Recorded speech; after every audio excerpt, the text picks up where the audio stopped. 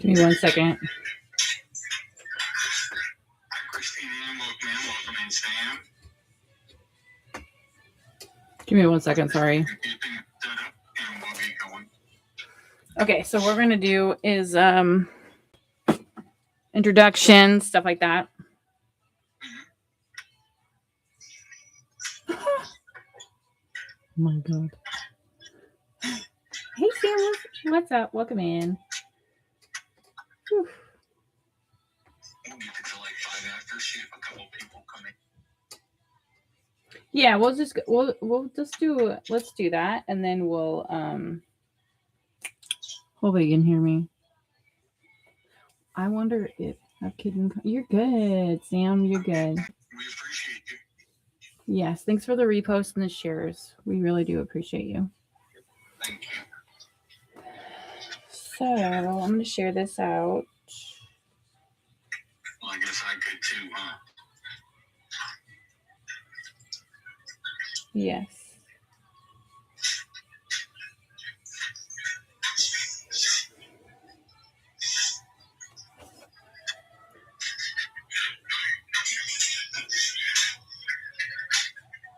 Okay, cool.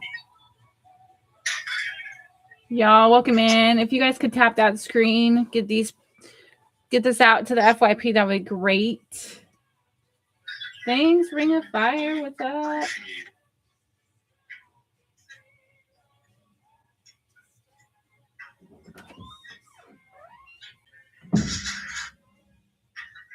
We're just sharing it out. We'll get started in 1 minute, folks. Yes, we. I need your help.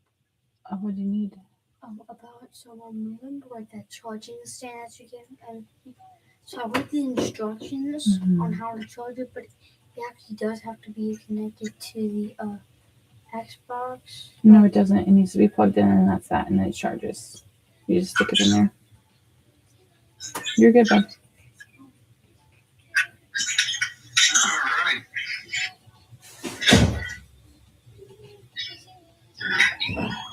Welcome in, Jimmy. We also are. What's up? All right, we're getting some people in. Is it true we are at war? In a sense, yes. But I was just informed a little bit ago that Hey, Martin. there's a 2-week ceasefire for right now. So, but I'm not currently serving, so I don't have any current updates for that, like official updates. For that, you'd have to look at, active duty service members.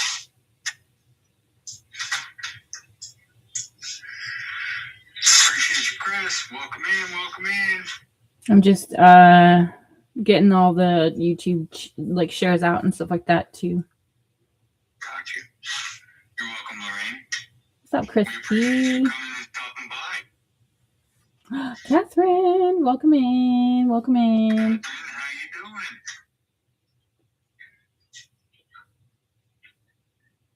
And so we'll get started here in a second once she gets the YouTube stuff set up, and we'll go.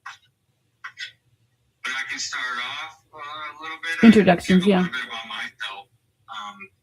So I'm a 16-year combat vet. I did 2 tours in Iraq, 1 in Afghanistan.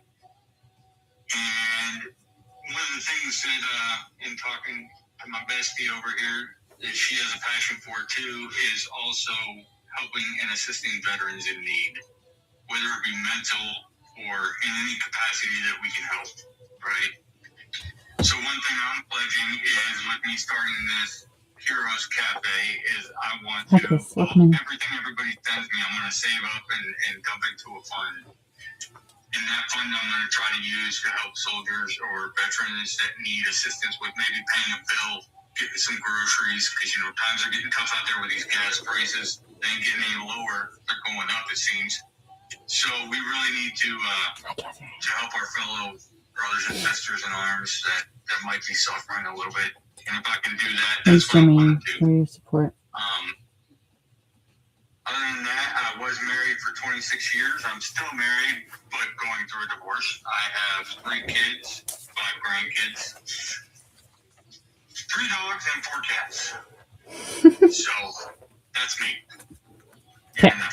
An initial.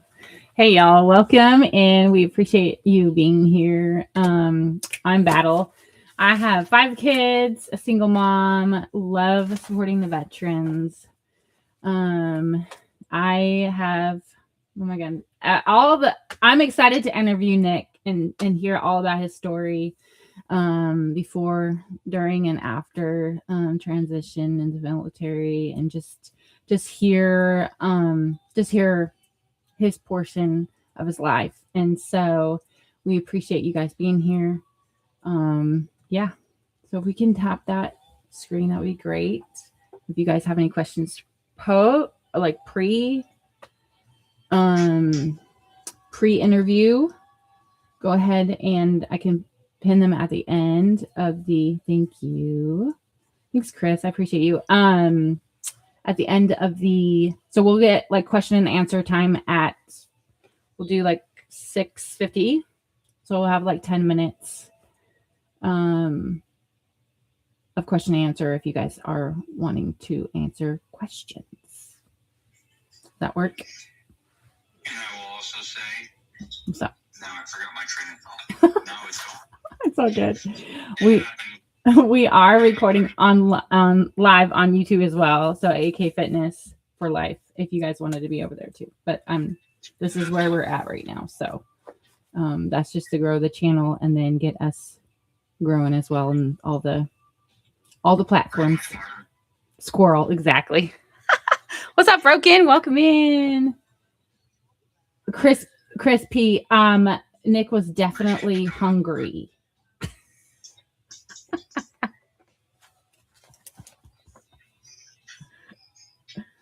Oh, you guys are awesome. Yes, you are. But whatever I was thinking is gone now. Okay. I was like, man, I gotta remember to plug that. You're good. Well, you can always like. Okay, good. Say, so for those of you that aren't in here regularly, every Tuesday we're going to be doing this. We're going to be interviewing veterans, and so that they can get their stories out. Thank you, Broken. Email, it doesn't matter. So if you guys know anybody that wants to pop up and join this circle here, they're safe. And every Tuesday we'll have a different veteran, but because we're the faces of it, I said I would go first so that everybody learns my story, because I do believe in and I hold a lot of values from my military service, and one of them is leading by example, right? So if I'm able to put my story out there, it might encourage somebody to speak up and tell theirs. Love that. I love that.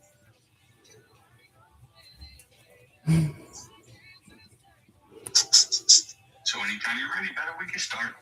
Okay, awesome. I just want to say thank you for being vulnerable and sharing your experience. It takes one to help another one, and so I just want to honor you, and I totally respect what you're doing. I'm gonna tear up just because you're my bestie, but I appreciate you just being vulnerable. What's up, Lady Lee? Welcome in. And just sharing, the real raw and things. So, okay, can you give a little background, like, before you were born, like the pre-Nick? Before I was born, because my parents had me very young. So my mom was actually 18 and my dad was 19. Okay. So they were pretty much just out of high school, and it was that typical you got her pregnant, get married type situation. Okay. So I was the firstborn grandchild out of the whole family. I was the first for a lot of things in the family, and sometimes a lesson in my family, because don't do what Nick did, right? Or anything like that. But yeah, so pre-birth, there wasn't much to it.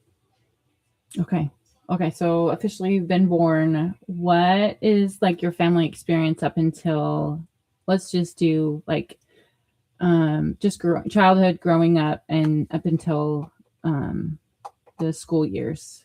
Like, what was your experience, feelings, core memory? That's a lot. It's a loaded question. So sorry. It's an easy one because it's my life, so it's easy to talk about. So growing up, we lived in a duplex in Cleveland, Ohio. And my dad's best friend and his wife lived downstairs, and they had a daughter the same age as I am. She was actually born a little over a month before me.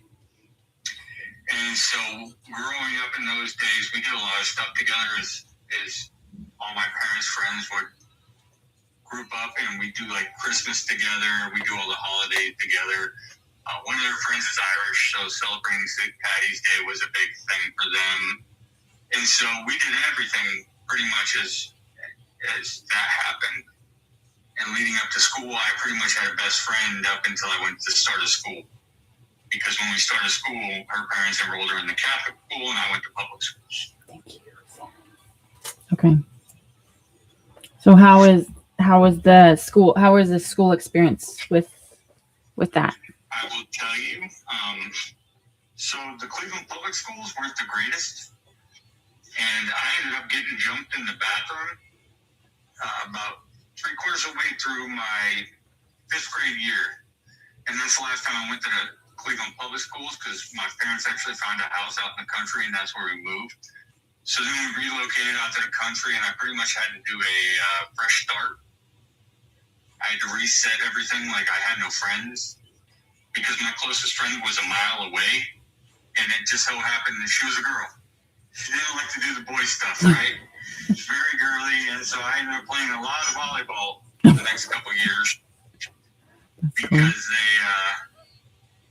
they were out and about, and I was like, well, I ain't got nobody else to play with. And I mean, I have my sister, but she's 4 years younger, so these girls were actually my age, and I went to school with them, so I was like, okay, well, we can do some things and have fun. And so that's what we did. A lot of volleyball, huh? Yeah. That's fun. And then the darkness started to come out of my father. Okay. Yeah, share a little bit about that. He turned to the bottle over his family. So anything me or my sister did, whether it be sports, choir, band, any of that stuff, Girl Scouts for my sister, he got really, really deep into the bottle. And to this day, he's put 3 cars in the ground, and he had his license removed because his last bust was in a DUI for passing out in the front seat while it was running.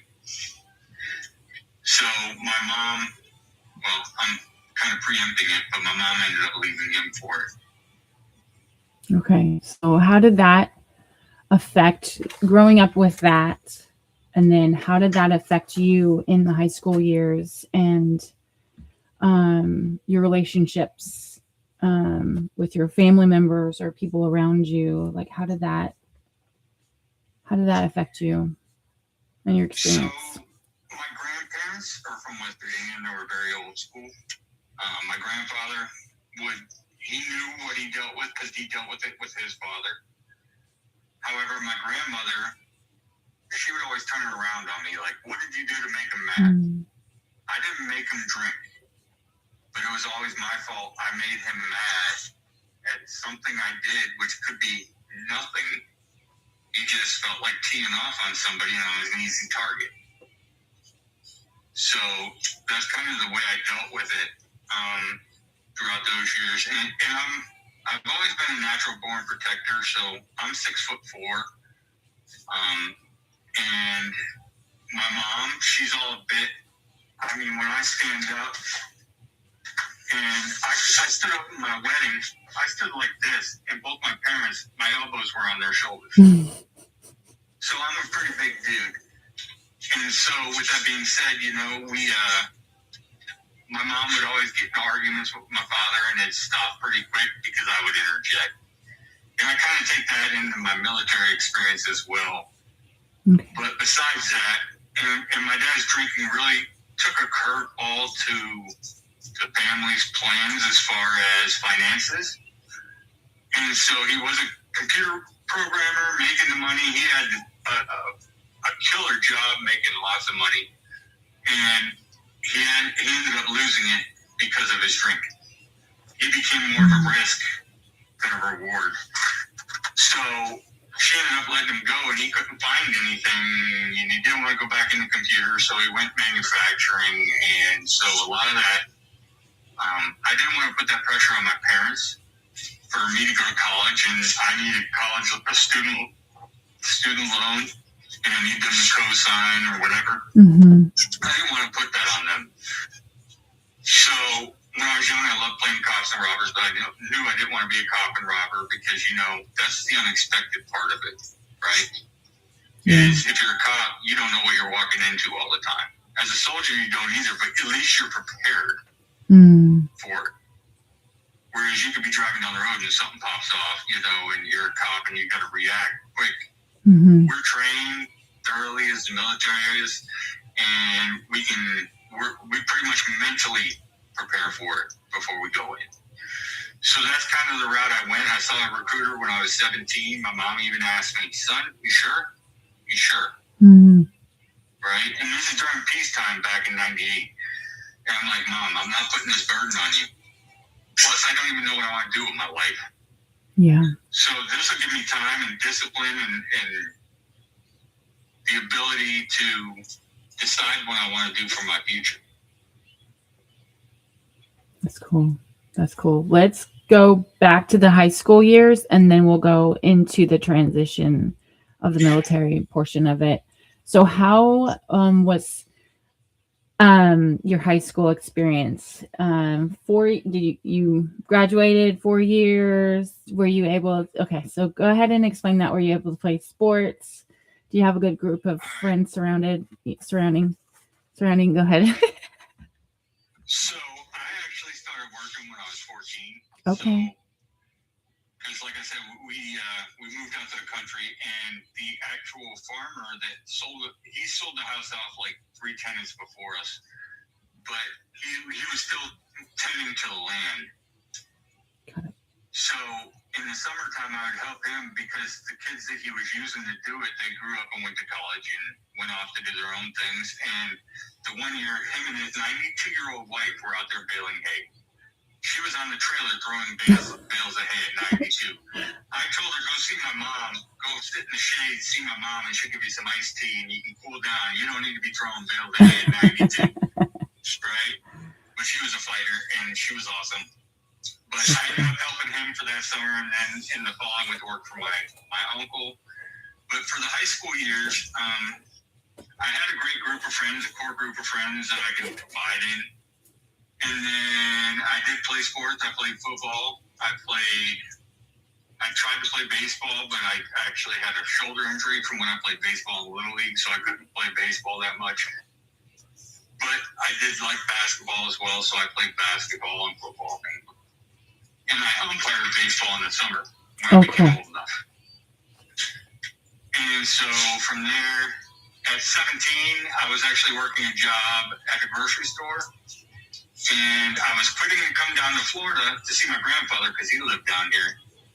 And I happened to go back to the deli, and that's where I met my ex-wife. Okay. And she was like, "Hey, where are you going?" I'm like, "I'm going to Florida." You want to come? And she's like, "Oh, let me give you my number so we can chat." And so we ended up exchanging numbers and talking, and then ended up getting married. But that was later on. We'll get to that. But, yeah, so I ended up dating her for 2 years, and I've always been the guy, I'm nice to a fault, and sometimes it gets me taken advantage of. But after Afghanistan and my last tour, Unfiltered is more me now. Okay. That tour broke me, so I'm more unfiltered and I'm more open about my feelings. I'm more of a hard truth over a easy lie. Gotcha. Okay, so you graduated high school. You said that you met with a recruiter. What was your passion well, you kind of explained that, but what was the pivotal moment where you're like, okay, I got to do this. I got to do this for me, my family. Like, I know you kind of went into that. And then what did you really want to do in the military? What was your defining moment and passion that kind of just was like, yes, this is for me? Mm-hmm. I know I went on. Sorry. No, that's a great question. Totally, honestly, a great question. So The pivotal moment was in 10th grade when we were all, because we were a small school, so everybody started talking. Everybody started getting their stuff ready for what they were going to do after. I don't even know what the hell I want to do. Right? And so I sat long and hard, and I talked to a recruiter, and I gathered all the information I could about what I could do. And then I knew my parents' finances weren't that great, so I was like, you know what? Let me dial back, and I want to take care of myself. I don't want my parents to have to suffer or be worried about where I might be or what I might be doing. And am I going to be able to pay my tuition next year, you know, stuff like that. So that was really, really the pivotal moment that I decided to join. And so in September of 1997, I actually signed up. You can sign up early. Okay. And so they had something back then. I don't know if they still do it now. It's called the Delay Entry Program. And what you do is once a month, you go up to the recruiter's office and you hang out and you chill and you do some push-ups, you do some sit-ups, you might go out and do some PT. You get a lot of like really loose training, not really intense training, but they try to ease you into it. Like one time, I can remember they gave us the old camo sticks. So it was literally a metal tube with camo paint in it, and you had to put it on your face. And it was wax based. Oh, okay. So they're like, no, you got to do everything. I don't want to see an ounce of white on your face. So that included your teeth. Oh my God. So we had to put it on our teeth too. And the funniest part is I didn't wash my face. So I drove to my ex-wife's house and knocked on her front door. And this is before all the Ring cameras and all of that stuff we got these days. So to say the least, they were shocked. I bet. Okay. That's interesting. So you hung out at the recruiter's office. Did that better prepare you? Did you feel like you were better prepared when you started going into basic training?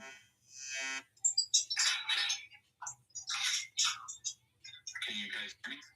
Yes, we had a little bit of feedback, but yeah, my phone started ringing. Sorry. No, you're good. But yeah, nothing really prepares you for joining the military. I mean, you get in that mindset and you watch all the movies. Because I was a movie kid when I was growing up, so I watched Full Metal Jacket. You know, and you're thinking this drill sergeant's going to eat me for lunch, right? I'm going to be soup sandwich up in there. But and I kind of prelude to something here. I was kind of taken back because the second I got off the bus at Fort Sill, Oklahoma, where I did my basic training, okay, they came out and said, "Hey, who wants to go to a Tim McGraw concert?" I'm like, "What the hell? Is this a trap?" Right. But no, they actually put us on buses, and we got to go see Tim McGraw for free. Oh, that's cool. That's cool. Was that live? But it was definitely one of those, is this a test thing? Right. Yeah, absolutely. Did they film that concert? No, they don't film it. But a little fact that you guys don't know is that Oklahoma Sooner football, when you look in their crowd, you can see the troops. Oh, that's cool. That's cool. Because that's another thing we got to do too is when you go to AIT, they take you out there and you watch an Oklahoma Sooner game. Gotcha. So like it's a promotion kind of thing, or just it's like what a do you? reward kind of thing. Oh, okay. Because you're literally stuck eating Army food. Right. For me, it was for 18 weeks because I was OSUT, so I did my basic training and my AIT at the same station. Okay. I didn't even leave to go anywhere else. I was in the same barracks the whole time. Okay, kind of explain how that works so that some people that don't even have experience. So when you sign up, So what you're going to do is you're going to go to MEPS first, which is where you do all your paperwork, get your physical done, and they say you're good to go and enlist, right? If you've got some bad injuries or something, they're going to examine you. You may or may not get a waiver, depending on what the stringency is or the need for troops is. So, I think I told you we had a 39-year-old join back in the day. And so it was open until 39. I think they pulled it back to 35 now. But you go into MEPS, you do all that. Then you're gonna have your ship date. So I did my MEPS in the beginning of summer. I shipped in September. So what they do is they bring you back, they put you in a hotel the night before, and then when you wake up in the morning, you go to MEPS and you get technically sworn in. At that point, you're a soldier, sailor, marine, whatever you are. Mm-hmm. You're sworn in, and then you get put on a plane, and you're gonna have your orders, and it's gonna tell you where you're going. So, like for me, it was Fort Sill, Oklahoma, home of the artillery, because I was going to be artillery, and I think I skipped that on your last question, actually. So I'll kind of revisit that now. You're good. So, We got time. When I was with the recruiter, he asked me what I wanted to do. I said I want to blow shit up. So his first job for me was going to be a combat engineer. Unfortunately, during my graduation party, I broke my big toe, and I missed the school date for that. So I had to find a different job. So he's like, I know you want to blow stuff up. How's artillery for you? I'm like, oh yeah, well, sign me up. Let's go.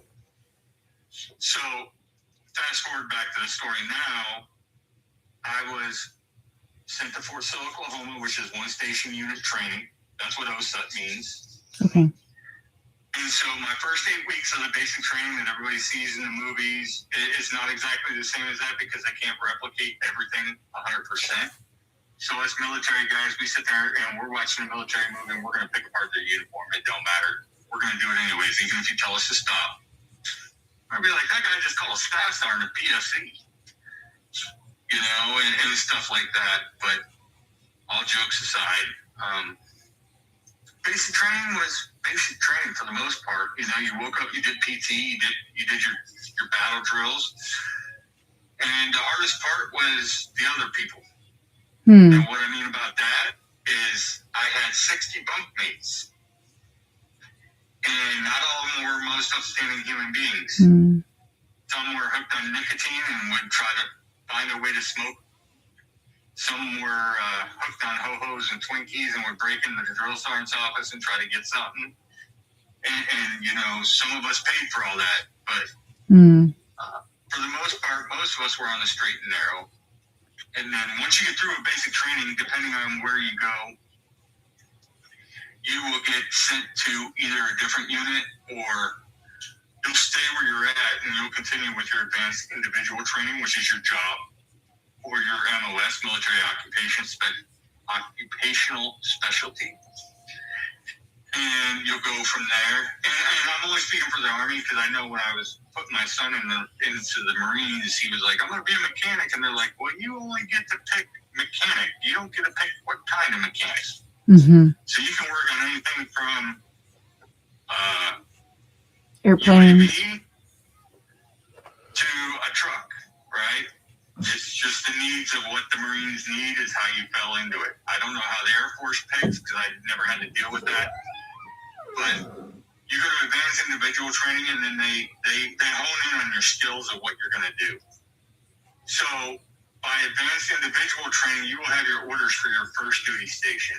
And artillery is divided into two separate categories. One was light artillery, the other is heavy artillery. So heavy artillery is more what you see on the battlefield now, which is the mechanized, which are your paladins, whereas the light artillery is the 105 millimeter howitzers and the 155 howitzers. The 155 is big. We call it Big Bertha. Okay. And so you do all your crew drills, because there's several aspects of it that we're not allowed to talk about, because you know it's national security. But you do your crew drills and you learn your job and how to do it. Now I will tell you a fun fact. I was told never to volunteer for anything when I went to basic or AIT. I couldn't hold my hand down when I went to AIT. I was like, I gotta try it and see if they were lying to me. I thought they were, because I actually got taken out of class and put in a military driver's ed. So I got to learn all the vehicles, learn how to drive all the vehicles that they drove, to include the Paladin. Gotcha. Which is a mechanized, like a tank almost. It is a tank, but they call it a Paladin. And so I got to drive all that while they were sitting there doing 12-mile road marches and humping it out to the field. I was riding nice and cozy in a truck, driving a truck. So I was like, heck yeah, that was one of the times I was happy to volunteer for something. That's cool. That's awesome. Okay, let's do. So, what has been one of the impactful memories or something that has kind of shook your world a little bit, being in the military, an experience that has kind of shifted your life? Or, in a nutshell, because I know you have another question coming up that I'm going to answer for that. Yeah. But, yeah, war changes you. When you're sitting here, and you kind of get complacent in it too, being deployed so much and living in, I actually lived on a bog called Mortar Reedaville. Because literally you could not go 24 hours without taking your gear off. Because the enemy was launching mortars every hour, it seemed like. Yeah. And then we get the all clear, you take your helmet off, your vest off, throw it back in the office, and then, oh crap, here comes the siren again, and then a boom. And that really changes a person. And the other thing I would have to say is my hypervigilance. So I am on guard all 24/7. People don't realize what I'm scanning, what I'm seeing, what I'm doing. So if I'm in a big crowd and I'm walking with people that have kids, I walk behind them. That way I can see if anything's coming at them, and I can. And I'm not talking just any other kids. I'm talking if they're in my group, like a group of people go to a fair or something like that. I like to walk behind so I can observe and make sure nothing's going to happen, because it's trained into me. I never sit with my back to a door. I never sit with, if I'm in a restaurant, I'm always facing the door. I'm always scanning the room. It's not necessarily for threats. It's just to know my surroundings or my escape route if I have to. Because these days anything's possible. And so I'm kind of, people may see it as a downfall, but I actually feel more in my zone when I'm doing that. Yeah.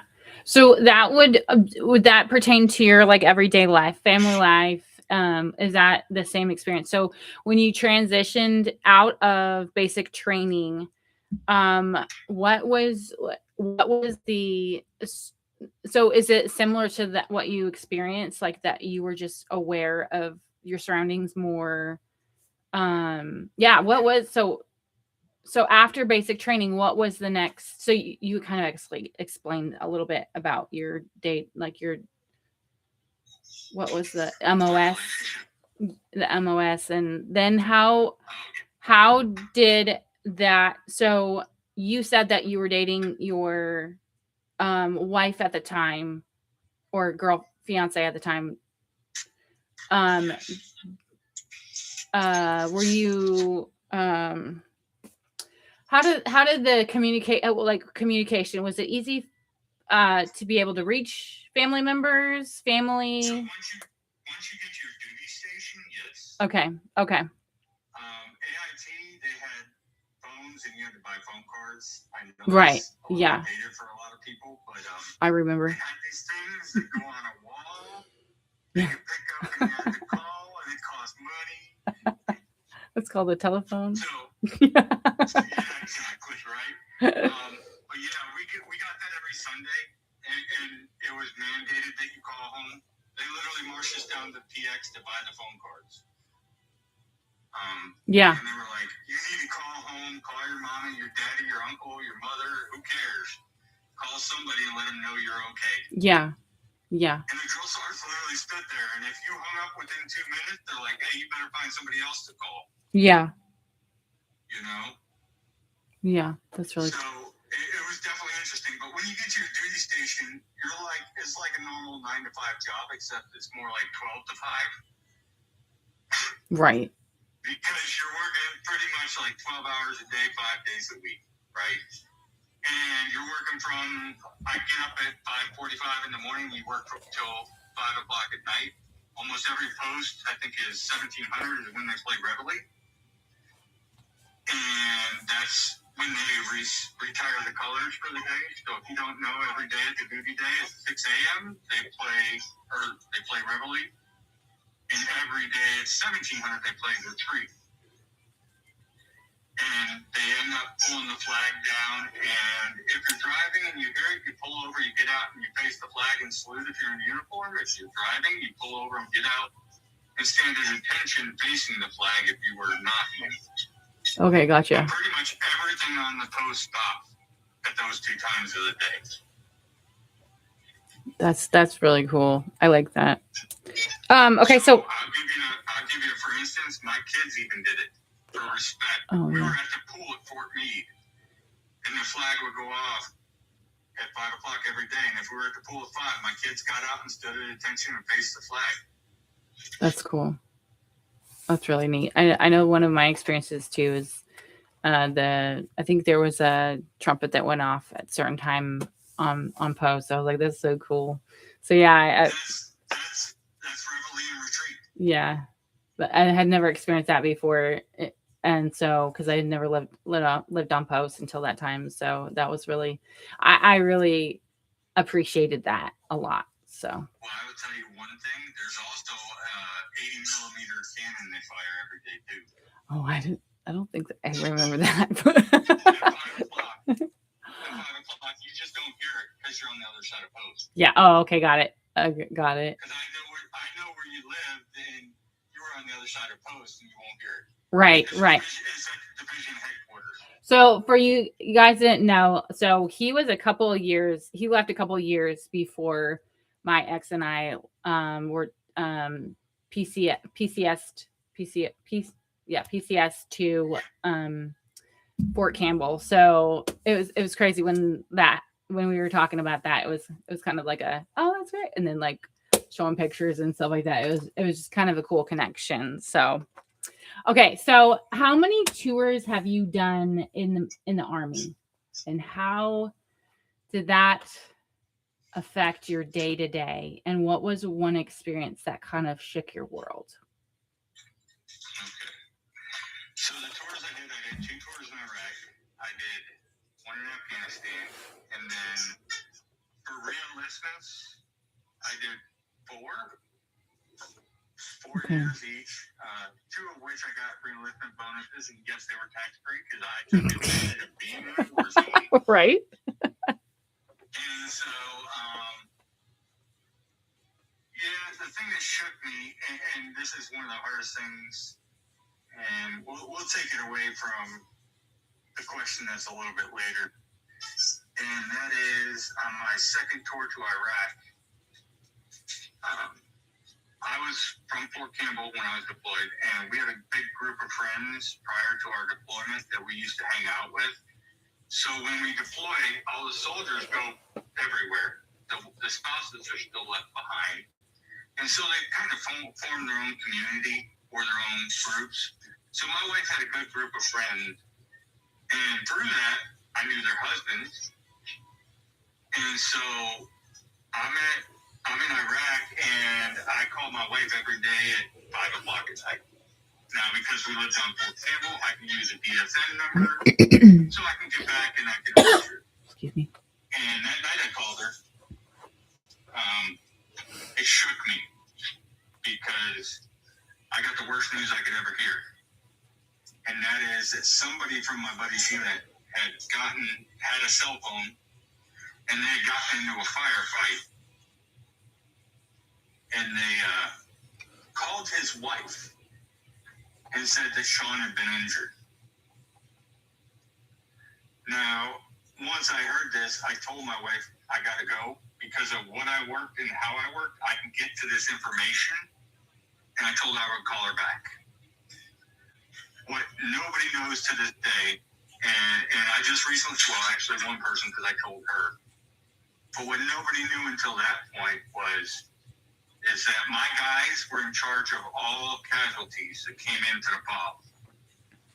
So they would greet the aircraft or the vehicles, whatever comes in. and take them physically from the chopper to the operating room or wherever they had to go. And that's a whole nother drama. But for this one, he came in and he was still breathing. Sorry. You're good. You no need to And apologize. one of the hardest things I did in my life, not just the Army, the military, in my life, was standing at his side until he passed. I would not leave his side because I knew his kids and wife were at home and they were going to be devastated. But I also realized that his wounds were too severe that they weren't going to be able to save him. And I can hear the room and what the nurses were saying and everything. And so that really shook me to my core. And actually losing a true friend and somebody I know like that, it takes it out of somebody. Yeah. You know, and I actually got some lenience from my command to take a couple days off and try to gather my head. I spoke with the chaplain and a few other mental health resources over there for that because, you know, losing battle buddies on the battlefield is expected. But when it's a friend from a totally different unit that you didn't even know until you became friends, that's a totally different thing. You know, I wasn't in that fight with them. So that's one of the hardest things that I've ever had to face. Yeah, I can only imagine. I'm so sorry. I appreciate it.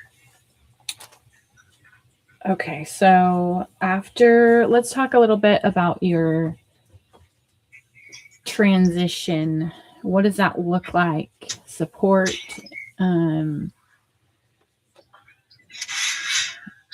I was technically medically retired from the military, so I didn't know when I was going to get out. And so they tell you when you go through a medical board that it could be from now to a year till you're processed out. But you can come down on orders at any time and you have 90 days. So they kind of work with Army Community Services to try to train. They don't train. They try to give you some insiders, like they'll bring in headhunters and stuff like that, try to get you to know some outside stuff. But guys that are getting out, they're not listening to that. Right? They're just there to check a box, because yes, it is a box we have to check before we can leave the military. And so, for me, I got literally 90 days warning, but with all the leave and the TDY that I had accrued, I should have been out like 28 days prior to me getting my orders. So I ended up selling a chunk of my leave back and making some money off of it. But the transition then was, where do I go? Right? What are we doing? And I had a wife and 2 kids coming with me. My son was staying behind because he was enlisting and leaving in a month. And so that was the other hard thing we had to do. I had to leave my son behind with friends in their care and make sure he got off to basic training, or else I was going to drive the 13 hours back up to Maryland to grab his butt and bring him back down here.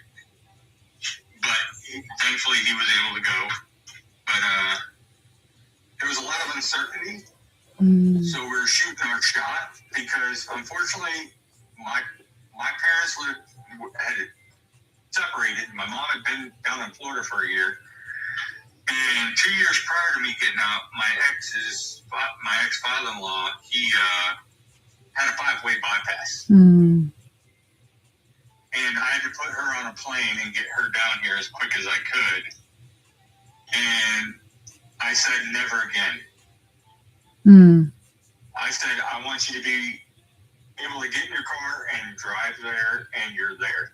Right?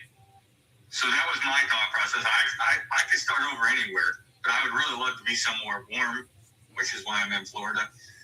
And I'd restart my life.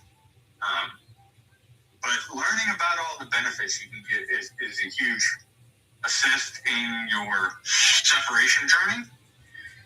So if you're one that goes and ignores it, and I think because I was getting out so late, I'm not the typical person that gets out after 4 years. I did 16 years and ended up being medically retired. So the young people, they have one thing on their mind. I just want out.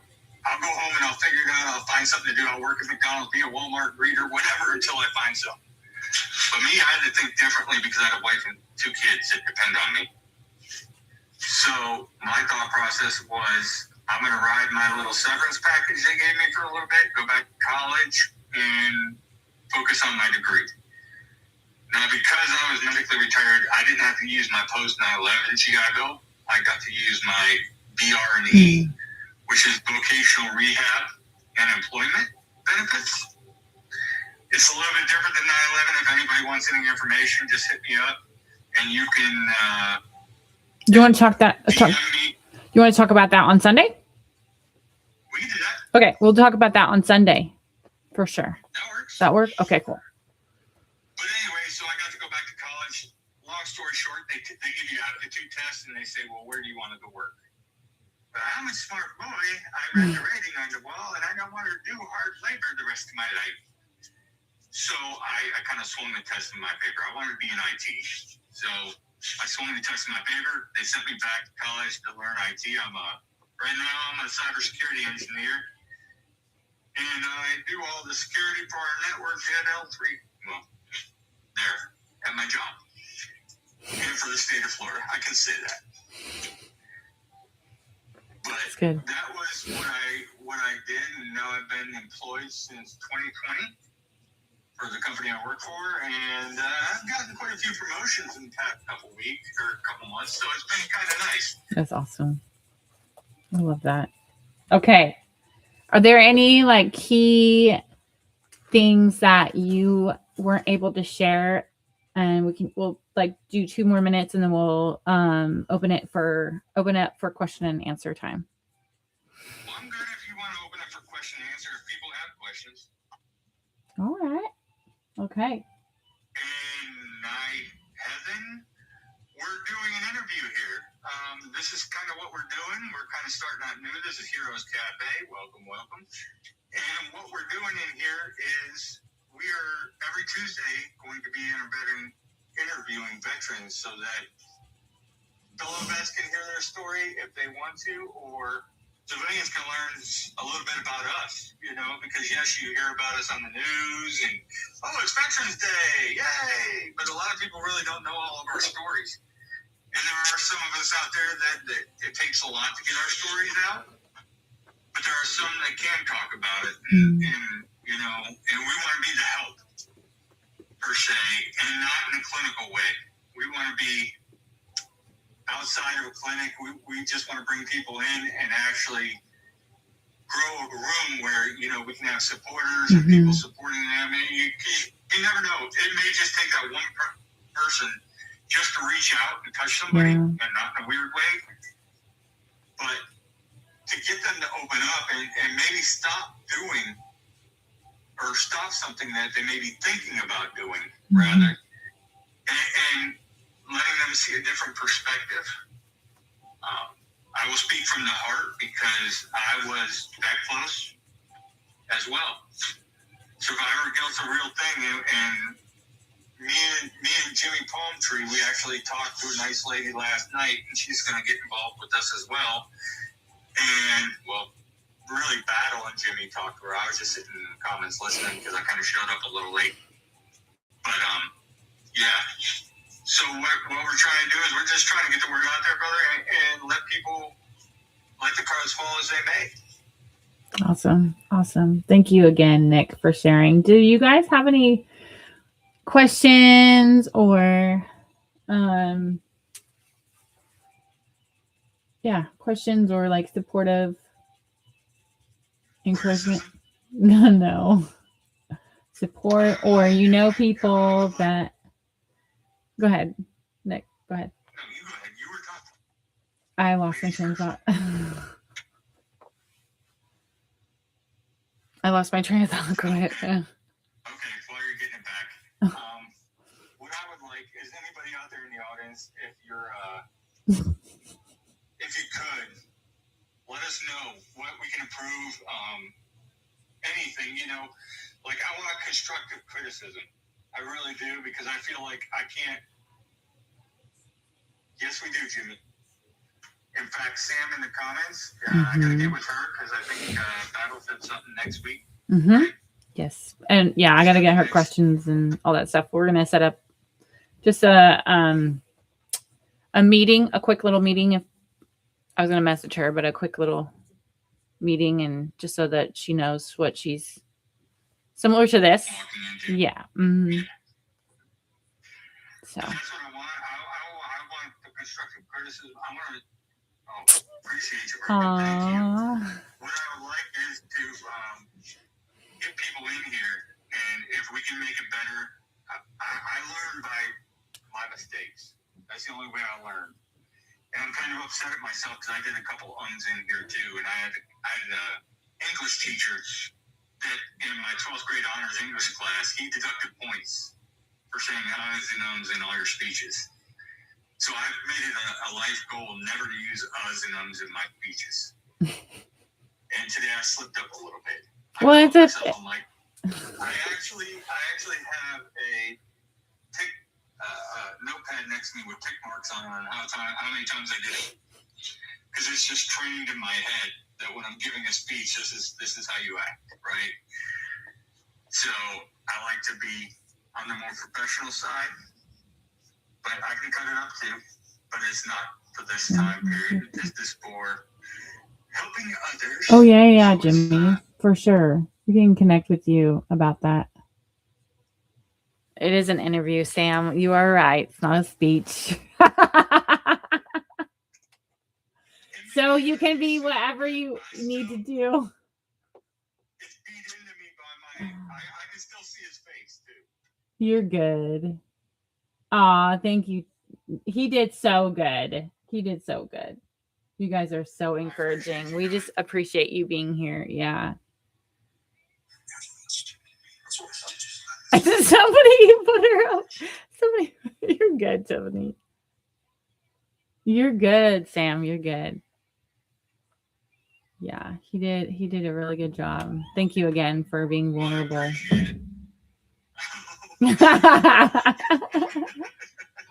It's okay. Appreciate you, Tiffany. Thank you, Corella. This is what we want to do, though, so we can, and like we said, we wanted to start out kind of strong by doing me first, and, well, that didn't sound right, by interviewing me first, and that way, if I'm going to be the face of this, I put myself out there and my vulnerabilities. Yes, I know, Sam. Slow. But, yeah. I wanted to be the first one, but I also wanted to get Sam in the shoot for next week because I really know how difficult it is to get women veterans to speak about their experiences as well. We actually have a great program down here in Brevard County that we run that is voices of veterans for women. So the women veterans down here, they got their voices loud as they can get in Brevard County. That's cool. That's really cool. I need to get down there and get some interviews over there. That would be cool. And I think that Chris is going to be another. Well, I know he said and shared that he's going to be another one. So the others, I want to add another addition as well to the interview live to the spouses. So I was a spouse to military. So I think that would be another great one to add as well. So anyway, y'all get your head out of the gutter, okay? Please. Can't be serious out. I couldn't hold it anymore. I'm sorry. Obviously.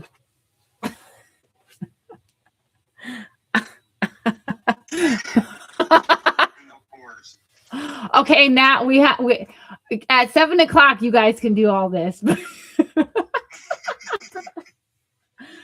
Yeah. Yes. So I don't know what that means, but I know Jimmy exactly. Children. To be the reel it in for right now, and then we can go buck wild after 7. She'll be doing the spouses line. Oh, I didn't even think about me. Oh my god, I didn't even think about me. I wasn't even thinking that. Oh my god. Woo! That's I don't know. That would be a hard one. But yeah, thank you, Sam. I appreciate that. Yeah, so definitely. Oh, there we go. Okay, cool. That's good to know. Thank you guys.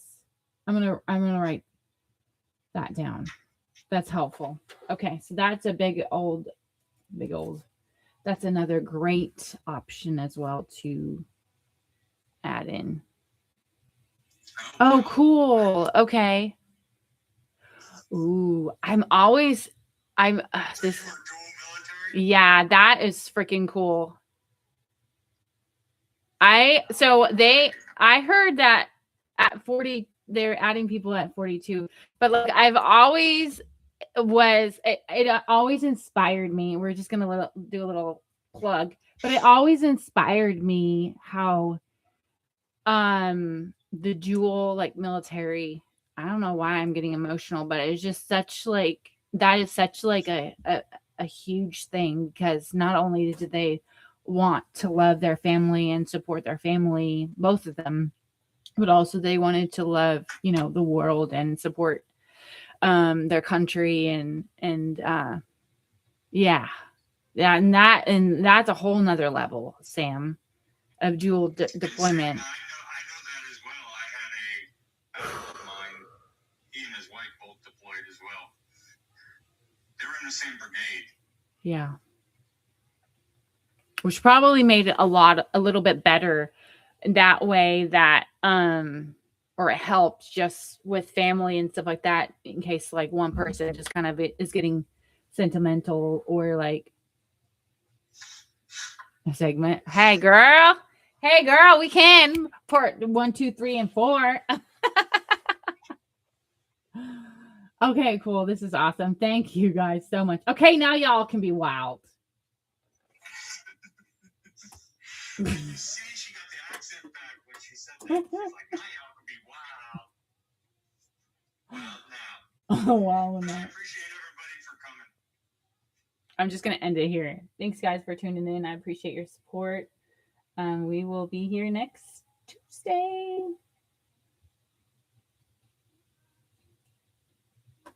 Okay.